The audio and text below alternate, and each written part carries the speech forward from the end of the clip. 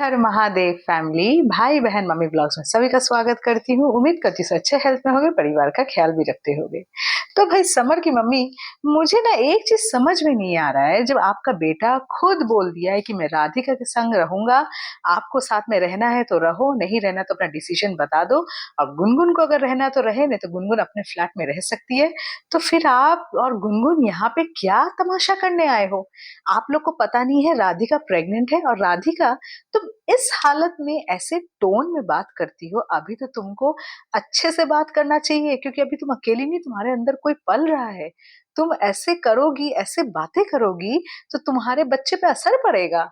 और यहाँ पे हमारी राधिका की मम्मी तो पहले इतने अच्छे से कह दी थी कि मैंने नहीं भेजा।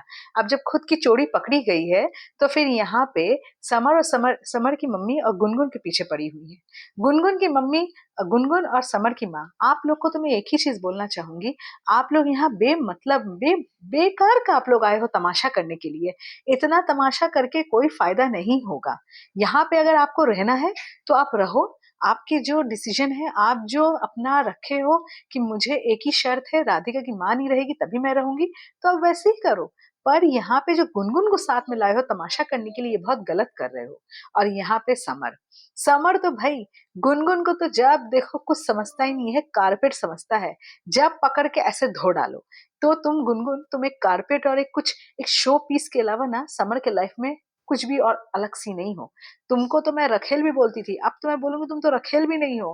तुम घर में जो हम सामान नहीं रखते, जब गुस्सा आता है वो सामान को लेके फेंक देते हैं, वो सामान हो तुम उस सामान में से ही एक सामान हो, जिसको जब गुस्सा आता है समर को, तो समर राधिका या अपनी माँ के ऊपर नहीं निकालता है गुस्सा, वो तुम्हारे ऊपर निकालता है, वो तुम्ही को पकड़ के मारता है।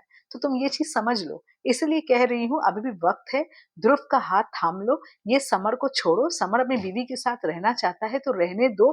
तुमको इसमें क्या आपत्ति है भाई? और तुम जो यहाँ पे आई हो, बड़ा मुंह करके जो बोल रही हो, ये सब बोलना बंद करो। राधिका की सास है समर की माँ, राधिका समझे, समर की माँ समझे, और राधिका की मम्मी समझे, समर समझे। तुम ये सब से दूर रहो, क्योंकि तुम यहाँ पे बीवी बीवी बीवी बीवी जो समर की माँ बोल रही है, समर की माँ को ये चीज समझ में नहीं आ रहा है कि बीवी तो ये ध्रुव की है, नाम की बीवी है आपके बेटे की। आपकी बेटे की जो बीवी है असली, वो राधिका है, जो बैठी है आपके बगल में। पर आपको उसकी कोई कदर नहीं है। अब जो हुआ सब मिट्टी पाओ। अभी आपकी बहू माँ बनने वाली है, अब उसका ख्याल रखो समर की माँ। अब ये दिन आपके आए हैं, आप ख्याल रखो। आप एक सास हो, समर की माँ हो, समर को पाल पोस के जो आपने बड़ा किया है, वो आपका बेटा है। आप अपने बेटे के बच्चे को वो करो, उसकी बीवी को आप अच्छे से खिलाओ पिलाओ, अच्छे से रखो, क्योंकि यही 9 महीने होते हैं जब सास बहू का ख्याल रखती है। तो आपको ये सब में नहीं है, आपको सिर्फ झगड़े करने हैं, अभी आपको कलेशबाजी करनी है। राधिका की मम्मी से ही कम से कम थोड़ा सीख लो। वो तो समर को पसंद ही नहीं करती, मगर अभी राधिका जो कि प्रेग्नेंट है, इसलिए समर को पसंद भी करने लगी है, बर्दाश्त भी करने लगी है। तो इसीलिए बोल रही हूँ, थोड़ा अपने आप पे बदलाव डालो। तो अभी देखते हैं फैमिली क्या होता है। हमारे समर बाबू जो यहाँ पे अपनी राधिका के पक्ष लड़ते जा रहे हैं, देखते हैं ये कब तक चलता है। सच में पक्ष लड़ते ही जाएंगे कि अपने अलग सा रंग फिर बाद में दिखाएंगे? तो व्लॉग अच्छा लगा तो प्लीज लाइक जरूर कीजिएगा। चुप चुप चुप चुप चुप चुप चुप चुप, आस्ते आस्ते आस्ते आस्ते। सब्सक्राइब और सबको बचा के आए तो टाटा बाय बाय। हाँ, आस्ते से बोलना, आस्ते से बोला है। ये भी राधिका की तरह चीखने लगा है।